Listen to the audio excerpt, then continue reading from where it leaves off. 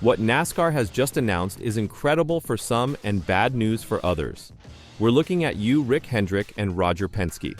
So, the NASCAR Charter structure has been the subject of much debate in 2024, as the sport navigates one of its most unsettled eras in recent memory. We, as fans and teams, are left wondering what the future holds, particularly as the regular season comes to a finish without a clear agreement on the charter system. This uncertainty affects the sport's structure, as well as its financial and operational stability. Let's talk about what the charter system is, why it matters, and what NASCAR did this time, and what this could mean for some teams. The charter system was initially implemented in 2016. It was designed to bring stability to teams and make it easier for them to find financing. A charter ensures a team's entrance into each race and a portion of the prize money. This system enhances the value of teams beyond their physical assets. Sponsors, for example, can recognize the long-term advantages of working with a chartered team, which provides an additional layer of financial stability. There are currently 36 charters, each with performance standards.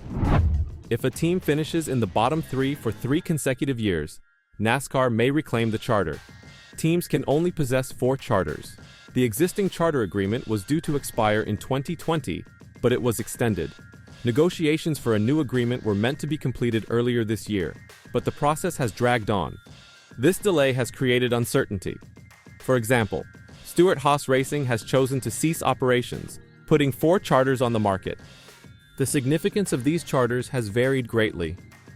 In 2023, Spire Motorsports paid $40 million for a charter, but in 2024, Front Row Motorsports paid $20 to $25 million. This demonstrates how fragile the market has become.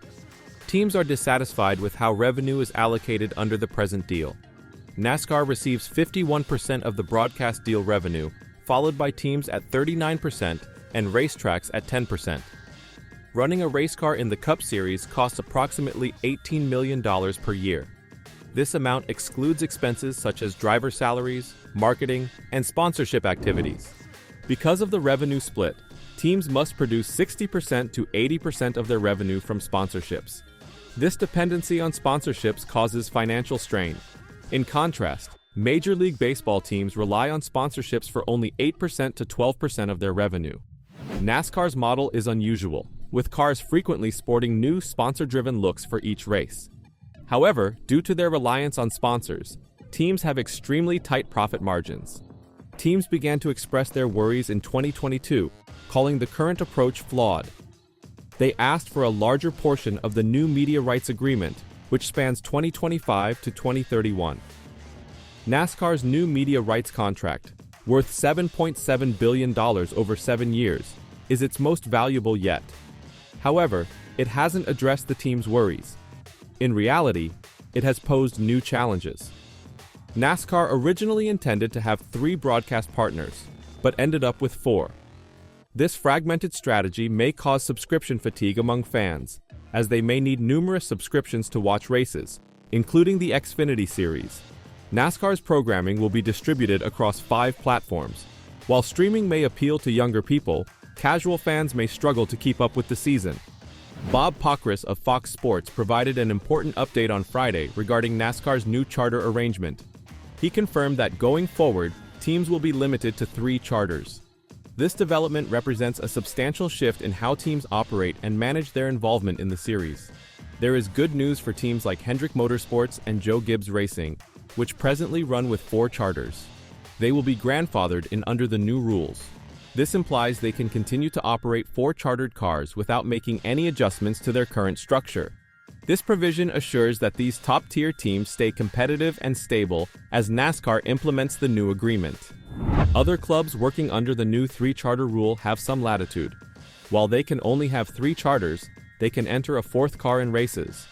However, this 4th car would race as an open team rather than with a charter. This allows teams to extend their operations on a part-time basis or experiment with new entrants without committing entirely to another charter. This rule is part of NASCAR's efforts to add structure and balance to the series. NASCAR may seek to manage expenses, stimulate competitiveness, and make it simpler for new teams to enter the sport by reducing the number of charters available. At the same time, Grandfathering in the larger teams helps to maintain the sport's existing dynamics. As these changes take effect, it will be fascinating to see how teams respond. The media landscape itself is changing. Traditional television viewing is falling. In 2016, approximately 100 million households in the United States had pay TV subscriptions, but this figure will shrink to 68.5 million by 2022. Streaming is growing increasingly popular, but it remains a dangerous proposition. Broadcasters are cautious to sign long-term contracts since the future of media is uncertain. NASCAR's current contract, albeit lucrative, is the smallest since 2001, lasting only 7 years. NASCAR had a busy year in 2024, with numerous twists and turns influencing its future. At the start of the year, in January, there were continued discussions about charter agreements. These charters are significant because they provide teams with a consistent place in the series. NASCAR proposed boosting teams' share of media income from 39% to 42%. However, sources believe the true offer was closer to 50%, a huge increase. Despite this increase, no final agreement was achieved. Therefore, NASCAR had to extend the negotiation deadline. By February, the atmosphere had become more tense. The teams let the extension expire to express their dissatisfaction with the lack of progress. If the charters were allowed to expire fully, teams may contemplate leaving NASCAR and establishing a competing racing series. To quiet the fury, NASCAR proposed a 7-year renewal of the current charter deal. Teams, however, desired that the new method be permanent. NASCAR was hesitant to include it within its rules permanently. This sparked debates on a compromise in which teams may keep their charters indefinitely, but only if they met certain criteria. In May, NASCAR attempted to shift the focus with an intriguing announcement.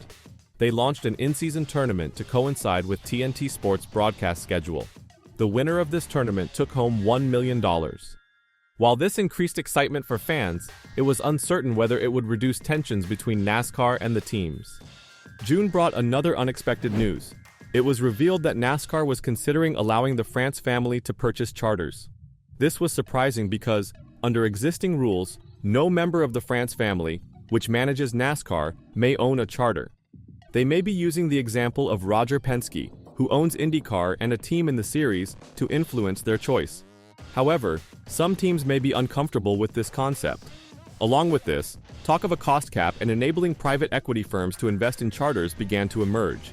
Behind all of these events is a much larger picture. NASCAR is aiming for a major reorganization in 2025.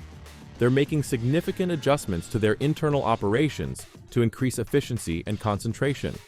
For example, NASCAR President Steve Phelps has taken on a more strategic role, and Chief Operating Officer Steve O'Donnell also has additional responsibilities. In another significant development, NASCAR merged its sponsorship and media operations to better align two closely related areas.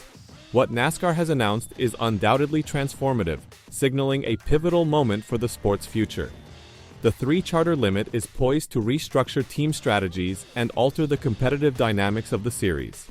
While grandfathering top-tier teams like Hendrick Motorsports and Joe Gibbs Racing ensures stability, it also raises questions about the balance between fostering new talent and preserving the dominance of established powerhouses.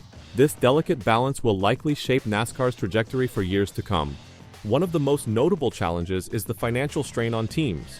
The current revenue model, which heavily relies on sponsorships, underscores the urgency of a more equitable revenue-sharing structure. While the proposed increase from 39% to 42%, or even 50% of media revenue represents progress, it falls short of addressing the root cause: the sport's dependency on external funding. A stronger financial foundation could empower smaller teams to compete more effectively, creating a more level playing field. The evolving media landscape adds another layer of complexity. With NASCAR's programming now distributed across multiple platforms, fan accessibility could become an issue. While streaming appeals to younger audiences, the fragmented nature of broadcast partnerships risks alienating casual fans, potentially shrinking the sport's audience. As NASCAR heads toward a major reorganization in 2025, the question remains: will these changes fortify the sport's foundation or exacerbate existing disparities? Only time will tell. For now, the road ahead is as thrilling and uncertain as any NASCAR race. Let me know your thoughts in the comments down below.